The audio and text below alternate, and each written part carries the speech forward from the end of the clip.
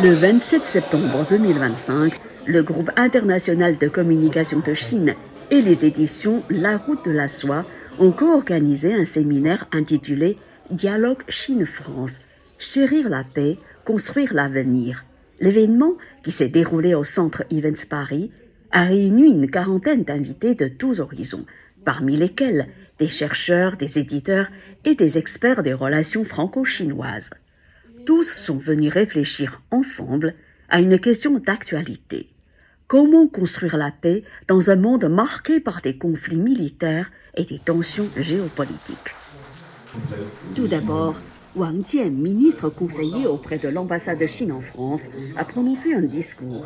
Il a déclaré, mandaté par l'ambassadeur Teng Li, « Je tiens à vous adresser, au nom de l'ambassade de Chine en France, les chaleureuses félicitations pour ce séminaire, ainsi que les salutations sincères à tous les amis ici présents. Chérir la paix, c'est se souvenir de l'histoire et la respecter. Il y a 80 ans, la nation chinoise a triomphé du militarisme japonais après une résistance acharnée pendant 14 ans, avec 35 millions de blessés ou de morts, militaires ou civils. Ces efforts ont soutenu efficacement les alliés engagés sur d'autres théâtres d'opération et déjoué la tentative des forces fascistes d'Asie et d'Europe de se rejoindre pour dominer le monde. La Chine a joué un rôle de pilier sur le principal théâtre oriental de cette tragédie mondiale et a apporté une contribution historique à la victoire mondiale. Ce séminaire est d'autant plus pertinent qu'il offre à l'opinion publique française et à la société française une nouvelle occasion de mieux connaître la guerre de résistance du peuple chinois, surtout sa contribution, son rôle et son statut.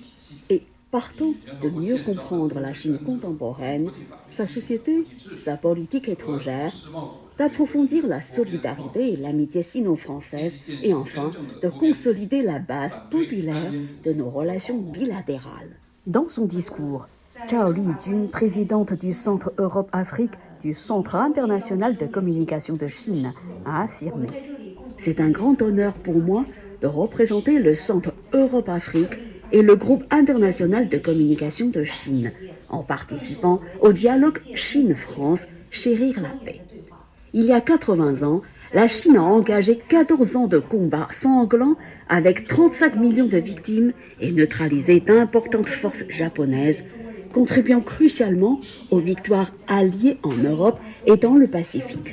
De même, la nation française a fait preuve de résilience et de courage dans le mouvement de la France libre pour résister au nazisme. Du débarquement de Normandie à la libération de Paris, la victoire sur le front européen porte également les sacrifices et la gloire de la France. Ce séminaire, en réunissant experts et chercheurs, perpétue cet engagement pour la paix. Évoquer l'histoire pour ne pas répéter les erreurs du passé. Échanger nos réflexions pour construire un consensus. Partager nos récits pour rapprocher les cœurs. La revue Dialogue Chine-France y œuvre en favorisant l'échange d'idées et l'enrichissement mutuel, construisant un pont de compréhension et d'amitié entre nos deux nations. Mathieu Grand-Pierron, professeur agrégé en relations internationales et directeur du département de sciences politiques à l'Institut catholique de Vendée, a partagé ses réflexions sur la place de l'histoire dans la construction de la paix. Il a déploré que les nations qui s'étaient le plus sacrifiées pour la liberté du monde soient désormais qualifiées d'États provocateurs. À l'inverse, il a constaté qu'en Occident, la tradition philosophique censée porter le progrès avait aussi engendré les fascismes et totalitarismes nazis et japonais. Il a rejeté la thèse de Fukuyama sur la fin de l'histoire qui nie la pluralité des visions du monde. Il a également critiqué les alliances en temps de paix, qu'il jugeait génératrices d'une vision économique du monde et facteurs de guerre, comme en 1914. Il a ainsi vu dans les propos de Joe Biden, qui opposait démocratie et autocratie, une illustration moderne de cette dangereuse division. Face à cela, il a présenté les initiatives chinoises pour une civilisation mondiale comme une alternative multipolaire. Il a souligné que la France et la Chine, héritières de civilisations millénaires et unies par des histoires similaires de lutte pour leur souveraineté, avaient un rôle commun à jouer. Au-delà de leurs divergences, elles peuvent, par le dialogue, démontrer qu'une autre voie est possible. Telle est la raison d'être de ce séminaire et de la revue Dialogue Chine-France.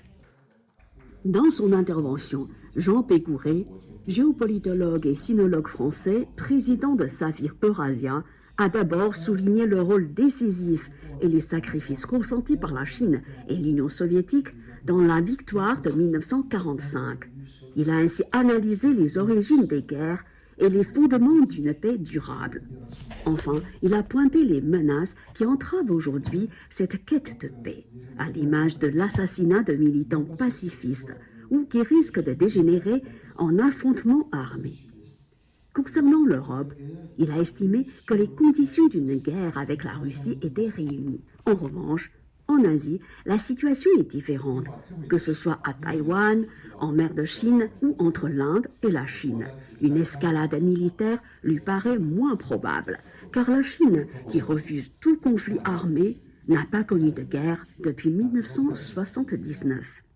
Elle démontre ainsi une capacité à préserver des relations apaisées avec ses voisins.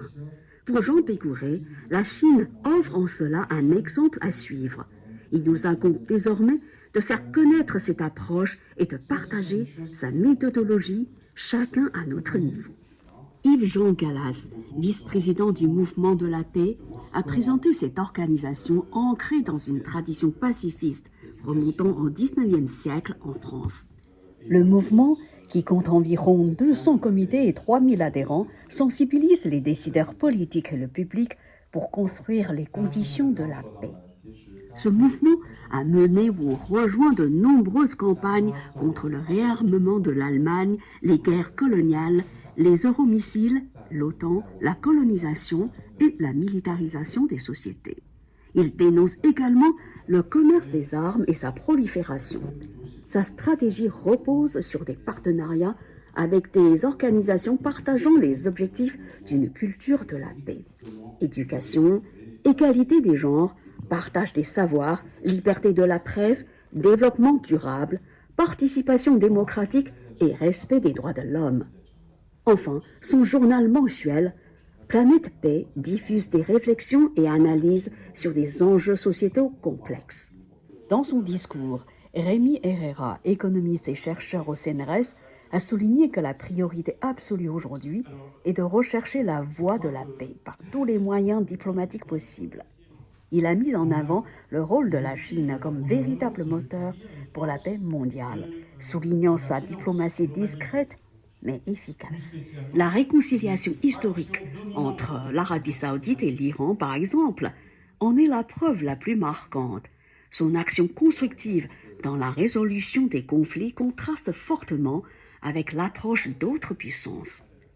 L'économiste a dénoncé la guerre par procuration que mènent les États-Unis en Ukraine, entraînant les Européens dans une spirale belliciste. L'Europe doit refuser cette marche forcée vers la guerre. Mais si l'Europe persiste dans sa soumission aux intérêts américains, les Français n'auront d'autre choix que de quitter l'Union européenne. Ils devront alors retrouver leur souveraineté nationale pour défendre la paix et leurs propres intérêts fondamentaux. Enfin, Benhamil Yazid, vice-président des Amitiés franco-chinoises de Paris, a rappelé que le 80e anniversaire de la victoire sur le fascisme en 2025 doit célébrer la liberté, mais aussi rendre justice aux millions de combattants venus d'Asie, d'Afrique et des Caraïbes, qui se sont battus pour une liberté qui n'était pas la leur. Pour ces peuples, l'après-guerre a marqué le début d'un nouveau combat, la décolonisation. Il s'interroge sur le fait que l'Afrique, avec 54 nations et 1 milliard d'êtres humains, n'est toujours pas de siège permanent au Conseil de sécurité de l'ONU. Selon lui, les nations décolonisées savent que la paix ne se résume pas à l'absence de guerre. Elle inclut la dignité et la justice. Elles peuvent rappeler à la communauté internationale que l'histoire est aussi faite des sacrifices des oubliés. Ces peuples ne demandent pas de faveur, mais revendiquent leur place légitime dans la gouvernance mondiale. Bonjour, donc je suis Sonia Bressler, je suis éditrice mais aussi enseignante et j'ai organisé ce séminaire dans le but de faire comprendre et connaître l'histoire et surtout défendre la paix et montrer à quel point la paix est une construction. Et donc c'est ensemble dans le dialogue que nous devons construire la paix. Et donc il faut le faire, particulièrement dans une époque où on pense qu'au chaos, à la guerre, etc. Et donc il faut se dire qu'il faut donner les outils aux gens pour construire la paix. Si vous voulez, je pense qu'il est extrêmement important que la Chine et la France dialoguent parce qu'elles ont beaucoup de points communs, notamment sur les valeurs de base de nos civilisations. La culture chinoise est beaucoup plus ancienne que la culture française, mais je ne sais pas si c'est une question de quantité.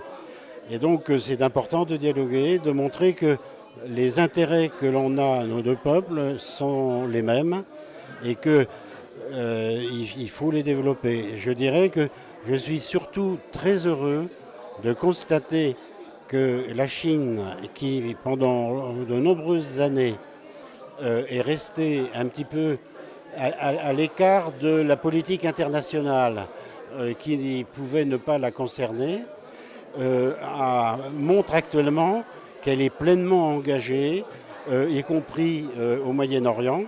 Et je crois que c'est un grand facteur d'optimisme que l'on peut avoir pour la paix dans le monde et pour la continuité de notre monde. Parce que nous risquons actuellement l'explosion finale au niveau nucléaire. Donc la part de la Chine, de ce point de vue, est tout à fait importante. Et je me réjouis de son engagement pour la paix comme actuellement elle est en train de le faire. C'est extrêmement intéressant parce que le concept de paix est un concept très large que tout le monde croit connaître.